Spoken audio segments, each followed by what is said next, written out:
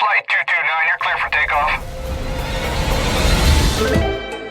takeoff. Just like a flight plan, you have to know where you're going and how you will get there when you plan for retirement. Let Ryan Fleming help you chart out a course for your retirement with his intimate knowledge of financial planning and the airline industry. It's time for the Pilot's Advisor.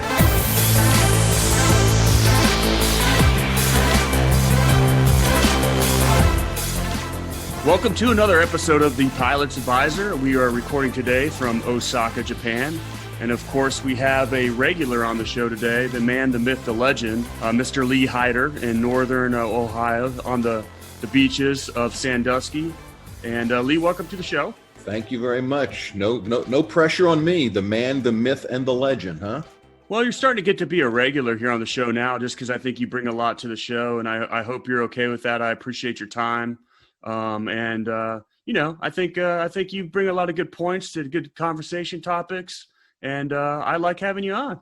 I don't know. I'm kind of wondering if nobody else will come on the show with you, and that's why you keep coming back to me. That is a part of it for sure. But today on the show, maybe what we'll do, because you've been on the show so many times, is we'll try to ask a few questions to get to know Lee Hyder a little bit better. A couple things about Lee that I want to bring up that I think is amazing is, and it's kind of a difficult topic right now with what's going on with the coronavirus. But Lee has done an amazing job. Now, granted, all his clients, unlike my practice where they're all over the world traveling all the time, most of Lee's clients are in the Akron, Ohio area. And Lee has done an amazing job with his practice of having what we all refer to as the Hyder herd. And what do we mean by the Hyder herd is literally they meet up and have client events like fun social events. I've seen, 50, 60 people at one time all wearing a Hyder's herd t-shirt. So he does an amazing job of creating an atmosphere and a feeling of belonging to help people through these financial hardships that go on in the market. But right now, I imagine it's a little bit harder for you, Lee. Would you got anything to comment on that, or just kind of tell us how the herd is doing? Yeah, well, the herd is doing great. And during this period of somewhat isolation, I've kind of transitioned, like a lot of people, to Zoom meetings. And I do a lot of outbound videoing, sending a message. We kind of have a fun thing that we almost do every Monday or every other Monday. It's called Coffee with Lee. And that's just a short opportunity for my clients and other people I know to, from time to time, send me a question about, maybe the market or what they're concerned about. And we just take a 2 or 3 minute short video while I'm certainly sipping a hot cup of coffee and kind of address some of their concerns. So I do think it's important, maybe more so now than even when things were normal, whatever normal means, to build, reach out and still maintain the quality relationships that I think people really long for during this process. Well, absolutely. I mean, people, probably feel a little bit on an island right now and any way to bring them in. And then the other thing I wanted to bring up is you talked about Coffee with Lee, and which is a great thing. I listen to a lot of those segments, get stuff out of it. But are you done? You don't drink martinis in the morning anymore? I haven't, drank a martini in the morning since probably March 23rd, when the market really had its worst day. And then we actually put out a video, which we jokingly called, Martini Monday. And, but again, we just had a little bit of fun with that. I'm blessed that my clients really are long-term investors, and they understand, no matter what the frustration and fear is, what we're going through today, will pass. Well, now you know exactly why I brought up the whole martini in the morning thing. Because I did listen. I wanted to go into a couple things, and later in the show, I want everybody's ears to perk up, because something that I wanted to talk about was some financial buzzwords today. And one of them is last to die life insurance policy. And Lee is really big on this. It's not for everybody, but we're going to talk about that later in the show. So stay tuned for that. But before we get there, I want to talk about some in the news headlines, talking about kind of what's going on out there, what's some of the we obviously have all the fake news that's out there. And if you're ever on Facebook, there's all kinds of stuff on there. So anyway, is it going to be good news or bad news? Oh, I don't know. We're just going to throw a couple of headlines out there and talk about it. How's that sound? That sounds great. Okay. Here we go. According to a recent poll, 72% of Americans say that they'll prioritize financial planning once the pandemic is over. What percent do you actually think will? Boy, that's an interesting question. I think one of the problems with this pandemic is it really is pushing a lot of things down the road. People don't want to come out to educational meetings. People don't want to come out to my college classes. even people don't want to meet with me, or some of them are even resistant now to talk about anything either on the phone or, during a Zoom meeting. So my fear is that people have kind of been anesthetized like a deer in a headlight. And I'm just a little concerned when those people that are fearful to make any change in their portfolio will actually pull the trigger, because again, we're in tough times, but you just can't stop and do nothing. This is probably a more critical time to be reaching out to your financial advisor and coach than probably ever before. Yeah, well, and what I read out of this, this headline is it just, I think the biggest thing that I battle with being a financial coach is getting people to take action, take massive action, implement things. And this is just another excuse to kick the can down the street. And unfortunately, investors aren't very disciplined. So when I read this headline, I kind of think, absolutely you need to be checking things out and having a good plan. But by talking about it when the pandemic is over, that just tells me it's procrastination, that people aren't going to do it. And, the way I know that for a fact is as soon as they allowed tax returns to go from April 15th to July 15th, guess how many of my clients, and this includes me a little bit, just procrastinated even more. And then the panic date became July 15th all over again. Yeah, no, absolutely. And I think people will take advantage of every opportunity in any conversation point to just kind of push it down the road. But again, as I've said before, I think more now than ever, people really need to be thinking about, are they properly allocated? Do they need to stop taking withdrawals from their portfolio? Do they need to make an allocation change? I saw a very interesting post today on Facebook that was interesting. And somebody said something to the effect that knowledge is power. And I had to kind of come back, and my comment as a reply to them is knowledge is really only potential power. You really have to take the knowledge and actually do something with it. And I think that goes to the investors. Investors know what they have to do, but during some of these fearful times, it's pretty scary for them to actually pull the trigger. So it's much easier to just push it down the road. Just like a diet, everybody knows what to do, but it's very hard to implement and stay disciplined. Now, I thought this was just a telephone call. Are you looking at a video when you're mentioning a diet by chance, or are you looking at me when you say that? Yeah. Anyway, next headline. All right, I might fall under this one, and then I'm sure you have a couple stories that you may or may not want to share with us about clients, yourself, what have you. But a new term has emerged in the world, and it's actually dubbed the Corona purchase. So, due to boredom, everybody being at home, possibly extra savings or some other reason, people are using this time to make large purchases: boats, new cars, pools in the backyard, house projects, etc. So do you think it's okay if people splurge a little during this time, or should we embrace some financial discipline and sacrifice given the future uncertainty of the economy? How about if I just say yes? But all joking aside, I think that really is a yes to both.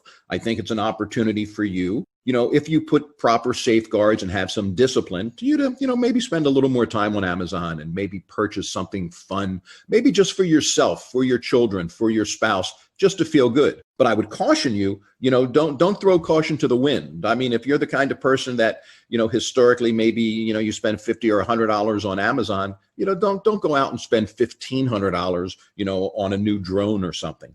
So I think it's okay to kind of embrace something, as maybe a temporary pastime that kills some time. But I would be very, very careful of spending too much money at this particular time for sure. Well, and this goes back to everything in life. You need to have a good balance. If you have been a great saver, you've been very disciplined, you have the ability to make these purchases, big purchases, Amazon purchases, and it's probably not going to hurt your plan too much. But for those investors that have not been disciplined over the past 10, 20 years, you're in a much different position than those. I'll just jump on that discipline point again, because it amazes me how many people walk in my office. And when we do a financial analysis, they're a little embarrassed to tell me that, they may have as much as $50,000 on credit cards.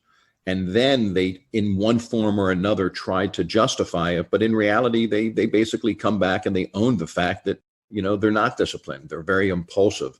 And during this time of kind of hibernation and isolation, I think you have to be extremely careful. And look, I just made 2 stupid purchases on Amazon myself today, but I told myself But this would be pretty cool. Now, they weren't expensive, but again, I can see that if you are not disciplined, you could certainly ratchet up those dollars and get yourself in trouble pretty quickly. So you've got to be very, very careful during these times more than ever. Well, and sadly, our culture is in a different place now than it was 20 years ago. It used to be people would save up and then buy items. And now, with instant gratification out there, people want things now. And I'd say Americans in general right now, like, consistently spend way more than they're actually bringing home, which is a recipe for disaster. Well, one of the things that was kind of interesting that I heard many, many years ago, it's about kind of developing a habit of saving, that if, you're making $30,000 a year when you start out on your career, and if you don't really have discipline in saving, down the road, when you're fortunate enough to maybe make $100,000 a year, you tend to find all you've done is ratcheted up your expenses by simply being in a position to believe that now that I'm making more money, I can afford more of these kind of luxuries from time to time. So it's really about discipline. It's about starting young and maintaining that discipline. And discipline not only is about investing, but it's certainly equally about, watching what you're spending. Absolutely. I agree with all those points. Have you ever wanted to learn more about the academic approach to investing and saving and planning for retirement that Ryan talks about here on The Pilot's Advisor? Well, if so, go visit pilotsadvisor.com. pilotsadvisor.com. You can watch a quick webinar on the academic approach to investing. It'll show you how not to speculate and gamble with your money. It's all based on Nobel Prize winning research. Only takes about 10 minutes to get through the video and watch it. Going to be worth your time, I promise you. Go check it out right now, pilotsadvisor.com. It's a webinar that covers that academic approach to investing. pilotsadvisor.com. All right, back to the show. All right, so here we go. Next phase of today's show, and I'll give Lee a little plug here. And Lee, you can't go on too long about this. I know you really get excited about it, but want to talk about some financial buzzwords, okay? Mm-hmm. So we're going to step into the classroom and cover some of these words and what's important to you, how it might impact you. And I'm going to what do you call it with golf? You tee it up for you and let you talk about briefly about a last to die life insurance policy, because it's something that's a little bit new that people are doing a little bit more of nowadays. Sure. Okay, I'll keep this really brief. A last to die life insurance policy is a life insurance policy. Is that enough, or you want a little more? No, that's good. Let's move on. Okay, real simply, here's what a last to die life insurance policy is. Just like the name of the policy, it does not pay the death benefit until the second of the insured passes away. So typically, you're going to have a husband and wife own a last to die life insurance policy, or it may be owned by very possibly a trust, and they both are the insured. So when one of them passes away, there is no death benefit. But when the second, hence the name last to die, passes away, it now pays death benefit. Quite often, people will use this as a way to actually pay their ultimate taxes when they pass away by using leveraged money. Because, for an example, it's not uncommon for somebody to spend $5,000 or $10,000 a year on a last to die life insurance policy and actually create $500,000 or $600,000 of tax-free money when they pass away. Quite often, in a very creative sense, we actually have the children choose to make the premium payments, and where they get the money for the premium payments quite often is by reducing their contributions to a 401k or an IRA. And this actually gives them what I refer to and teach on called a tax-free retirement. Because all the children do from time to time is reduce what they are contributing to their existing retirement plan, either at work or a self-directed plan, take those same dollars and put it into a life insurance policy. Now they actually have a guaranteed amount of money. They know that those dollars will be tax-free. They just don't simply know the date of the check. And you can't do that with any IRA or 401k. So ultimately, this is a great tax-free way to leverage your money. And the one thing that needs to happen is that person needs to do their job and die within a reasonable amount of time. So they don't go past that break-even point. Boy, I guess saying you have to die at a reasonable amount of time would be a very interesting topic to cover on another segment. But yeah, I mean, ultimately, as long as you die and you pay your premiums, somebody's going to get a very large tax-free distribution upon the last person's death. Now, can you do this with just one person? Let's say you just have a mom that's alive now. Can you put this policy on just say your mom and go forward from there? Absolutely, you can do it. Now, again, we're going to, of course, not call it a last to die. That's simply going to be a traditional first to die life insurance policy. But I will tell the listeners that life insurance is probably one of the most misunderstood assets. And interestingly enough, today, almost the largest group of people purchasing life insurance, and it may surprise the listeners, are people that are retired. Because those people understand that, during, the years they have left, you probably can't out earn life insurance, especially when you realize that it's tax free. So again, another thing that clients will do from time to time is if they're taking a required minimum distribution from an IRA or a 401k, and they don't need those dollars, they simply take those dollars and reinvest them back into a life insurance policy to actually create a tax-free guaranteed distribution using leveraged money to do it. And an important point here is these are clients that we have that are in a position where they don't need that money and they're really looking at a better way, a more leveraged way to pass on a legacy to their children. This is not for someone that is literally on a budget and probably are going to, they're not sure if they're going to run out of money or not in retirement. So I think that's something that we do need to at least throw out there. Yeah, absolutely. I mean, it's just simply another way. Look, if somebody's getting, $15,000 or $20,000 on a required minimum distribution, they pay their tax, and they only need a couple thousand of those dollars to pay their reoccurring bills. The question ultimately is, hey, Lee, should I just put that money back in my portfolio? And as much as I would like to say yes, they really can do, in my opinion, a better job by taking those discretionary dollars, considering putting them into a life insurance policy, because day one, I absolutely know what that is going to be worth down the road. I know it's tax-free. I just don't know the day of the check. You can't say that with any financial portfolio that either you or I represent. A great segment there. If any of you want to know a little bit more about a last to die policy, please reach out to us. Lee Hyder is, he's who I turn to when I need insurance with some of my clients. So we'll be sure to get you guys hooked up if you have any questions about that, because it is definitely a valuable thing and a good way to leverage your money going forward. Moving on. I was going to say, was that short enough for you? I could have, I'm sure you would have talked for another 15 minutes if I had allowed you to, but we're going to move on. Okay. I got a good quote that I wrote down here that I thought it'd be fun to throw in today's show. You ready? I'm ready. Cocaine is God's way of saying you make too much money. Robin Williams said that. Wow. So no comment at all, right? I don't know how to respond to that. I guess I'm not making too much money because I'm not certainly venturing into the world of cocaine or any other kind of discretionary drug. Well, it just made me start to think of the movie. I'm drawing a blank now. The Wolf of Wall Street. Just how out of control those guys were and how crazy that lifestyle was. And I don't know, what was that, back in the 80s? Yeah. I think the bigger point, though, really that Robin Williams makes, and maybe, some of the other famous people in Hollywood that have passed away, I think those people that really focus on lifestyle ultimately are not happy. They focus on lifestyle. They focus on their dollars, their career. And I think the lesson for all of us, certainly during this Corona period of time where people have kind of drawn closer into their family and look for other things, at the end of the day, for all the listeners, it's certainly important to do a good job with your portfolio, but there really needs to be more than how much money you have. I mean, if you're blessed and you have enough money to be able to pay your bills, take vacations, help your family, that's great. But at the end of the day, one of the things that I've learned from my clients is there really needs to be a much greater balance, something that you really take a lot of joy and happiness in doing after you retire, for sure. Absolutely. And you can't take it with you. And my wife and I talk about that all the time. We talk about like having peaks with our children, those great, amazing memories that no one can take from you that you'll remember forever. And just how important it is to make those memories and stuff, with family and enjoy the times you have together. Because you may be able to take it with you, but then you're going to certainly have to hire security guards around your gravestone and be sure nobody's there late at night with a flashlight and a shovel.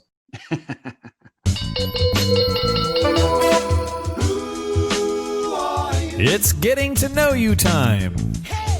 So Lee, you started being on the podcast quite consistently here lately, and I think you add a lot to the podcast. But because of that, I think it's very important for us to get to know you a little bit better. Once again, I know you like to talk and you like to hear yourself talk. So give me about a 2-minute version of tell us about Lee Hyder, where you come from, what you believe in, where you live, and all that stuff. Wow. Only 2 minutes? You can do longer than that, but you don't have 30. Oh, okay, that's good. No, I mean, I've been in the financial service industry for just literally going on 28 years. I love what I do. And I think I love what I do because I love my clients. I mean, I've always been the kind of person that really loves interacting with people. I love looking at a financial situation as a jigsaw puzzle. There's many different pieces. Ultimately, we start off doing it backwards, meaning, what's this picture supposed to look like when you retire? And then we take a look at what you're doing and we determine are the things you're doing the things that ultimately will get you to where you want to be. And if not, that's when it becomes fun and creative to come up with other solutions to help you achieve your goals. I've always been based in what I would refer to as an educational platform. And what I mean by that is I teach at many of Northeast Ohio universities retirement planning. And quite often, many of the people that attend my retirement planning classes, and my classes, by the way, are really designed for people maybe 45 and older. It's not designed for the the kids that are going through college. It's almost designed for their parents, maybe to help figure out how to finish paying for college. But quite often we meet many of our clients at an educational event at our college classes, and then they decide to come into our office. They meet with me, they meet with my attorney, they meet with one of our CPAs, and we continue, if they become a client, on our journey of education, because about every 6 to 8 weeks, we invite our clients to a educational meeting of some type. Maybe it's a breakfast meeting, maybe it's a brunch or a dinner meeting. But what we do at that particular meeting is we talk about what's going on in the world as it relates to portfolios, money, markets, things of this nature. Because I think if people are left to their own, they're going to gravitate naturally to the TV, the radio, the internet, maybe their well-meaning friend to get financial advice. And I see my educational classes as kind of a counterweight to kind of help them. Maybe just at the time they may be getting magnetically pulled in a dangerous direction with their investments. We kind of pull them back to center and help keep them on track. I'm also excited to say that we've just recently published our 8th book called Corona Chaos: How to Be Sure That Your 401k or any other investments survive the next pandemic. So we're always excited to not only teach, but we like to kind of put some of the things that we teach down on paper so people can read these from time to time. So, and we've enjoyed the opportunities that you've given us to take a little bit of our information and really share it with your listeners. Well, Lee, that was great. And I'm glad you took the time to talk about all the stuff that you guys do and how great you are. And that's how we got to be friends, is because Lee is an amazing educator, a great advisor. He has mentored me for a few years and shared a lot of things and been very gracious with that. But through that whole process, and this is typical Lee didn't talk about himself, really, about who he is at all. Why is that, Lee? Well, I don't know. I guess in this form, it's really not about me. I mean, we really have a very limited amount of time. And, I just really want to use the time that I've been fortunate enough that you've given me to really help people look inward, for them to really examine what they are doing.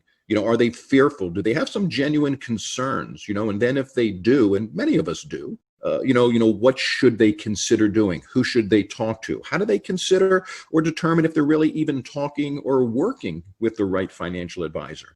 So again, it's really not about me. I just appreciate the opportunity to kind of shed some light on some of the topics that sadly, most people don't get enough opportunity really to explore.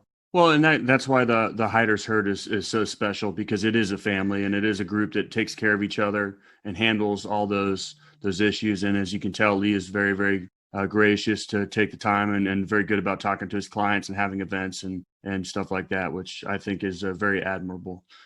Thank you very much, Lee. We appreciate getting to know you a little bit better. I appreciate the opportunity to share.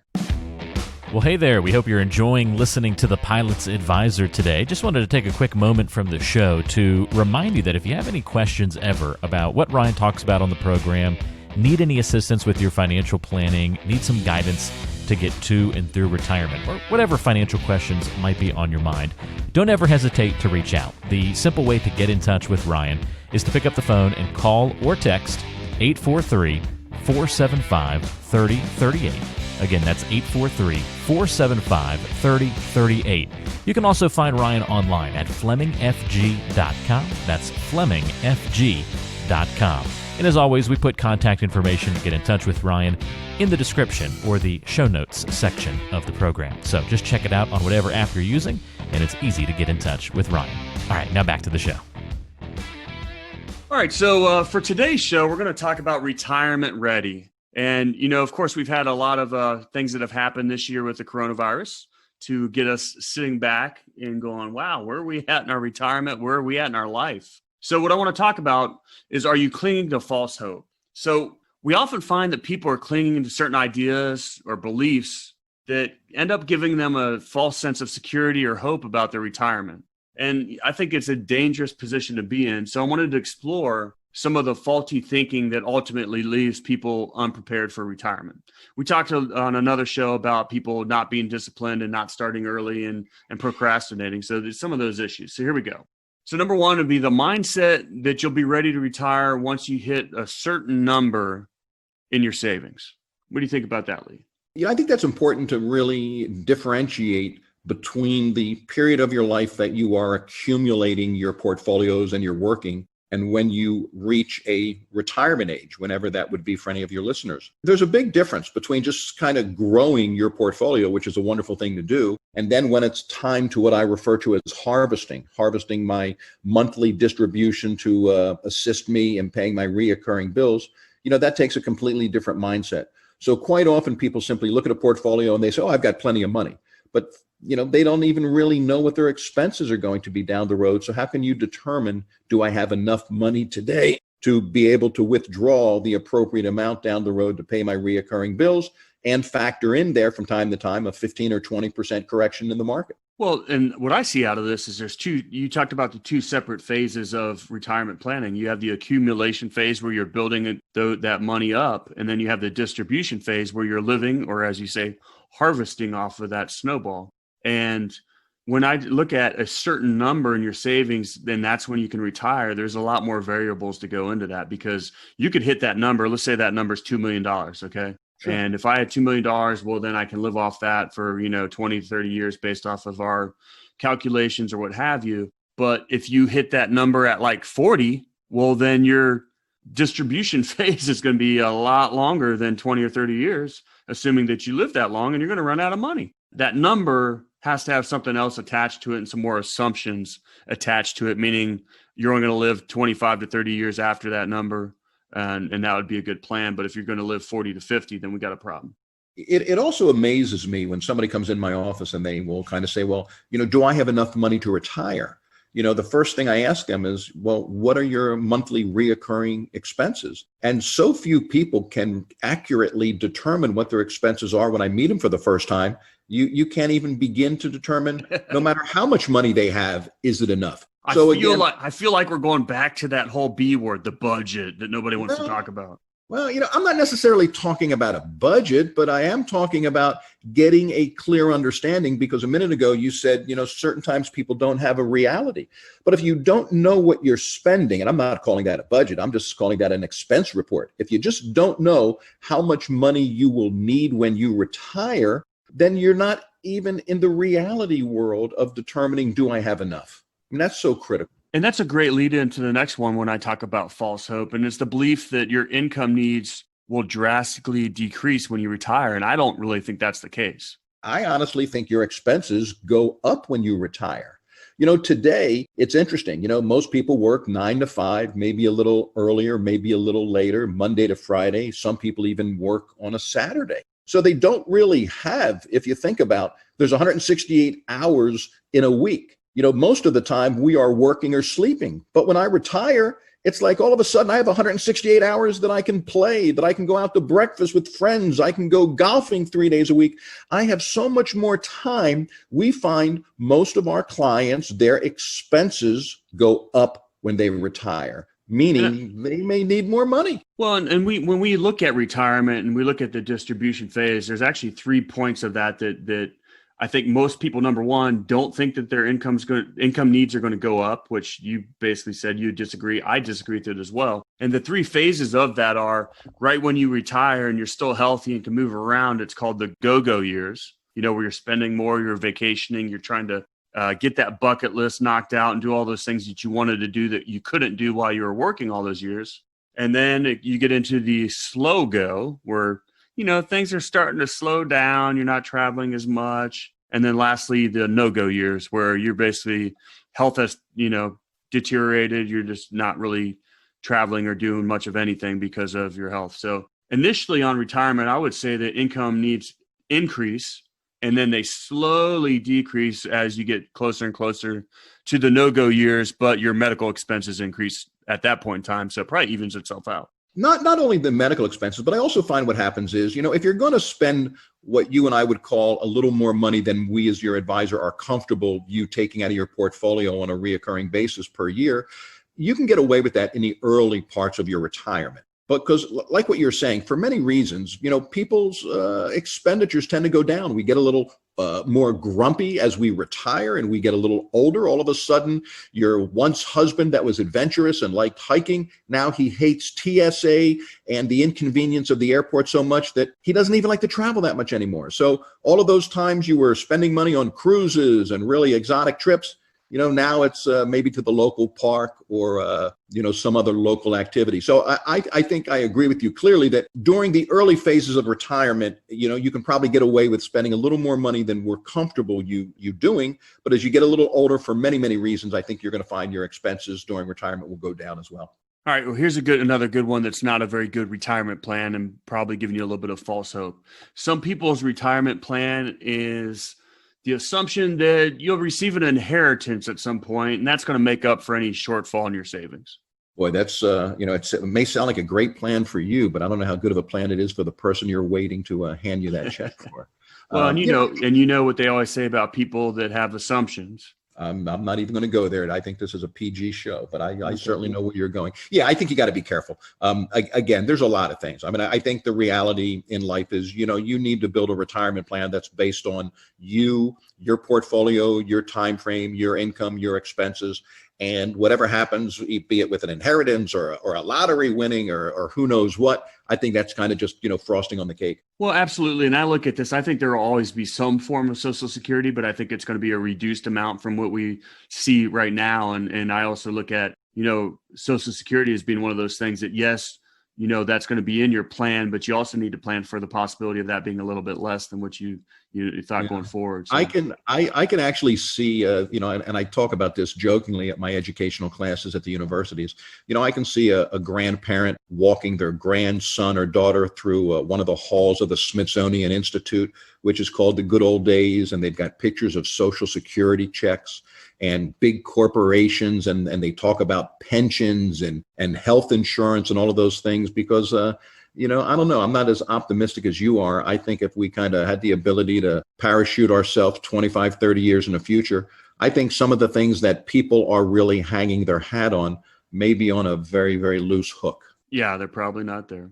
Hey, this is a good one. You ever see on those 401k planning pages or what have you, where it has the assumption that the income estimate that's on your 401k statement is actually accurate? So you get that person that has, like $60,000 in their 401k, and the estimator showing that they're going to have $20,000 of income when they're 60 years old.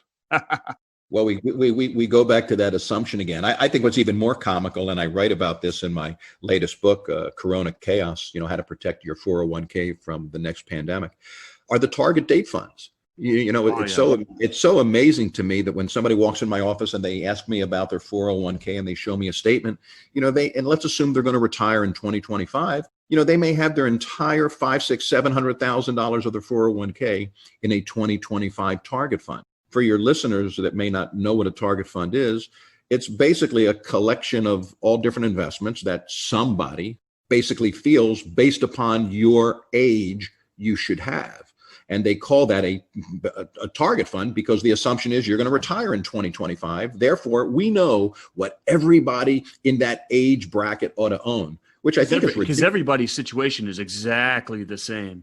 Oh my God, that's I mean, putting all your money in a target fund is the equivalent of McDonald's having 20 different restaurants. This restaurant is for people that are 12. This restaurant's for people that are 30. This restaurant is for people that are 45. I mean, it just doesn't give you any personalization, any ability to customize the plan for your particular circumstances and your risk tolerance. Well, and we probably need to have a whole show on target date funds because there's much, much more that goes into it besides just that. So we'll have to do a show on target date funds because that is definitely a very lazy way to start saving for retirement and is very actually detrimental to many, many people out there. Yeah. Plus, I heard there's a great book on 401ks out there somewhere. So anyway, if you want to get a copy of Lee's book, Corona Chaos, or he also has a book out there about 401k stuff, reach out to us. We'll get you guys a copy of that, and you can see how Lee was not an English major. There's some great. Does that hurt? It's true, but that hurts. No, he has some great financial information in there, some great 401k information, how to protect your portfolio with if another pandemic or coronavirus goes through. But I actually did proofread some of his stuff before it goes to print, and I make fun of him a little bit for that. But anyway, I only let you proofread it for you to have some fun and have something that you can tease me with, because I'm so great in so many other areas. I mean, there would be nothing to rattle me with if it wasn't for my occasional typo or something. Well, Lee, I agree. You are pretty great, and I actually appreciate you sharing it with me. So, all right, we're going to do one last false hope, and we're going to wrap up today's show because I think everybody's tired of listening to us talk. So the last notion of false hope for retirement is that you'll figure out how to make it work in retirement because you'll be able to cut your spending way down if you have to. I don't know. I think that just really goes back to what you and I said a few minutes ago, which is the assumption people think that when they retire, they're going to be spending less. And I've found numerous studies, that clearly point to the opposite end. You've got more time, which simply means you're not going to work 8 or 10 hours a day. So those 8 or 10 hours a day give you greater opportunity to cruise the world of Amazon or any other website you decide to purchase from. It gives you the ability to go to one of my favorite stores, Home Depot or Lowe's. It gives you the ability to go shopping. It gives you the ability to play golf more often, have your great retirement luncheons. So, I mean, I don't think expenses go down. I think it really shocks people that pay attention to how much they are spending, and sadly, a lot of people aren't, how much more you may find yourself spending during the retirement years. Absolutely. Well, Lee, thanks for another great show being on today. We'll talk about target date funds in the future. If you guys want any copies of Lee's book, reach out to me, send me an email. We'll get you copies of that. Lee, thanks for being on the show, and hopefully you can be a regular going forward, because I think you have a lot of valuable stuff for all our listeners. Wow. I look forward to it. It was fun. It's always fun chatting with you and finding out kind of where you are in the world. It saves me tens of thousands of dollars on traveling. All I have to do is look at your pictures where you are, and I can just take that location off my bucket list. All right, Lee, we appreciate it. Have a wonderful weekend. Thank you again for your time. All right. Stay well, my friend. All right. You take care. You've been listening to The Pilot's Advisor, featuring Ryan Fleming, a financial advisor at Fleming Financial Group, serving clients worldwide, but based out of Charleston, South Carolina. If you have any questions for Ryan on what we've talked about on today's show, maybe a future topic idea, or want to talk more about getting a complimentary review of your financial plan, here's the best ways to get in touch. You can go online to the website FlemingFG.com. That's FlemingFG.com. You can also email Ryan. It's simply ryan@FlemingFG.com. Or you can call or text to get in touch. 843-475-3038 is the number. That's 843-475-3038. Thanks for listening to The Pilot's Advisor, and don't forget to subscribe on your favorite podcasting apps. We're on Apple Podcasts, Spotify, Google, Stitcher, TuneIn Radio, and many more locations. So whatever app you like to use, search for The Pilot's Advisor podcast today and subscribe so you never miss an episode. Information is for illustrative purposes only and does not constitute tax, investment, or legal advice. Always consult with a qualified investment, legal, or tax professional before taking any action.